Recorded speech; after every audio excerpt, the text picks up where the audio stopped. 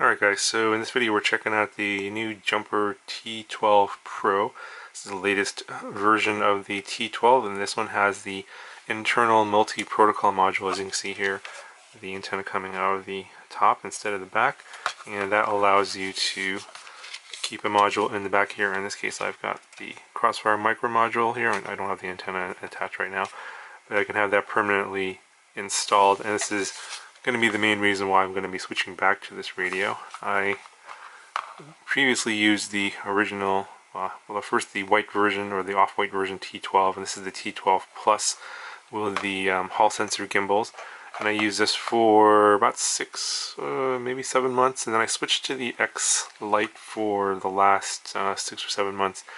But the X Lite was kind of becoming a hassle to use because I need the multi-protocol support, and I also fly Crossfire, and then you'd have to switch the multi-protocol module in the back with the Crossfire constantly back and forth. It was kind of a pain in the butt to do that, even though the ergonomics was nice. But the gimbals on the X Lite were terrible.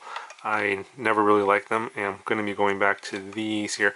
The ones on the Jumper T12 Pro are a little different than the ones on the original T12 Plus. The T12 Plus here are very, very loose, and I kind of like that. The ones on the X Lite were kind of stiff and just strange feeling. The ones on the T12 Pro are a little bit stiffer than the T12 Plus, so I'm not exactly sure I'm going to like that or not, but still they feel nicer than the X Lite gimbals for sure, and definitely looser in the center. So we'll have to see. Obviously we got the carbon fiber finish on the Pro here versus just this plain black plastic, so I kind of like that. They kind of been doing this on a lot of others. This is just like, I'm not exactly sure how they did this. Not sure if it's like a water transfer print or whatever, but it looks pretty decent. It doesn't look like it's going to scratch off or anything. And then you'll probably notice that there's a bigger screen now, so that was one of the things I didn't like about the T12. It's a tiny screen, a 1.7-inch screen. You now have a 2.4-inch, much larger screen now, so that's also improved. So obviously, besides the radio here, you get a few other things in the box. Lanyard, just like before, you get a mini USB cable, and that's because this is still mini USB, not micro USB. And you get this little, it's called a DIY sound chamber. Not exactly sure what that's. I think it's what you do with the speaker, maybe upgrading the speaker here to something bigger. And then you get a set of a spare spring and a rocker there in case anything breaks. And of course the manual, but I think the manual is the same as the original because it still has the specs for the T12 Plus, not the new 2.4-inch screen. So obviously not a whole lot has changed since then, other than the fact that the multi-protocol module is now inside the radio, which is great. And of course they upgraded OpenTX, so I'll show you that in a second. But they did include this battery tray. I think more recent versions of the T12 came with this as well, although mine was kind of an earlier version, so I didn't get that. But you get this battery tray for 18650 lithium-ion batteries, and there's the plug for that and the micro SD card slot. But you still have to take this out to charge the batteries. So no internal charging still. Can't charge via the mini USB port on the top. Kind of maybe thinking that they might do the USB-C upgrade with internal charging later, and then maybe the next version of this, who knows, like they did on the T16 Pro. So I was kind of hoping that this would have internal charging. That would make this kind of like super ideal for me, but it's not that big of a deal. The 18650s will last a pretty long time, and I'm probably going to get another one of these trays, and I can just swap these out pretty easily. Just basically just pull this out and then swap in another set, so I'll have 2 sets of batteries, and I don't have to worry about running out of charge and not having a radio to use. So that's what I would recommend, is getting another one of these trays and just have another set ready to go. And then when you're low, you just swap them out, and then you can charge these at a more convenient time. Okay, so the rest of the radio is identical.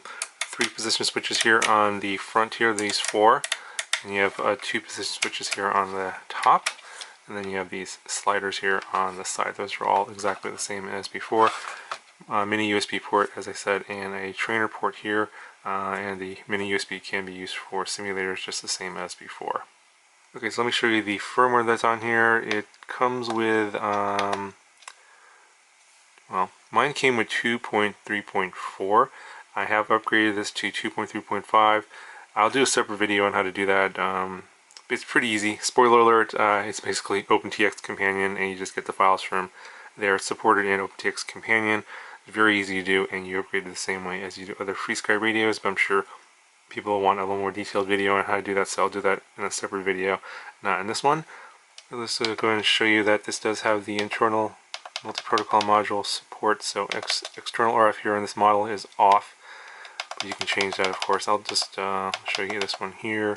Internal RF is the multi-protocol module, and I have updated the firmware on mine to 1.3.0.53.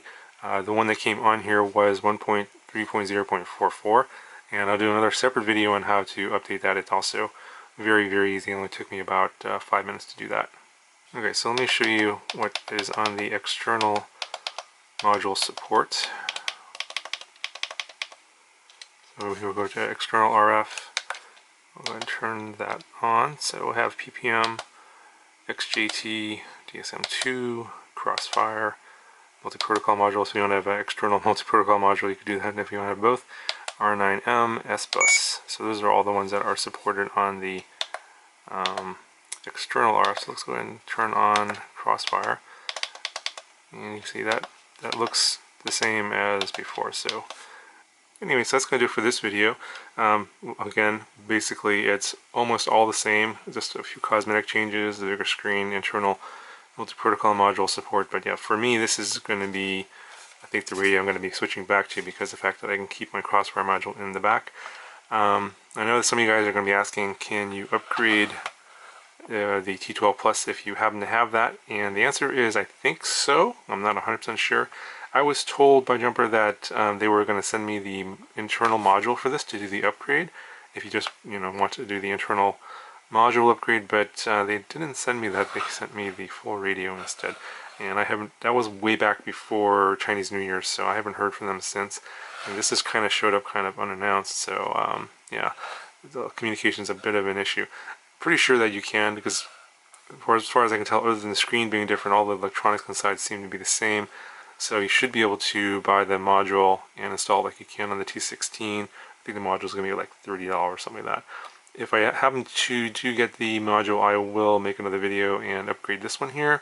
But yeah, I'm not 100% sure when that'll be or if that'll happen. Just stay tuned. Eventually, if that does happen, I will put that video out. But for now, I think what they're going to do, I think because of the nature of manufacturing, they're probably just going to be selling the radio and then not have the module available until later, because they want to meet the demand to sell the radios, the full radios, versus just the internal modules. And I think that's how that occurred on the T16 when they did the T16 Pro. Then the internal modules came out, I think, later. So anyway, if you have any questions, let me know. I'll have more videos in this one, the OpenTX upgrade and the multi-protocol module firmware upgrades in separate videos.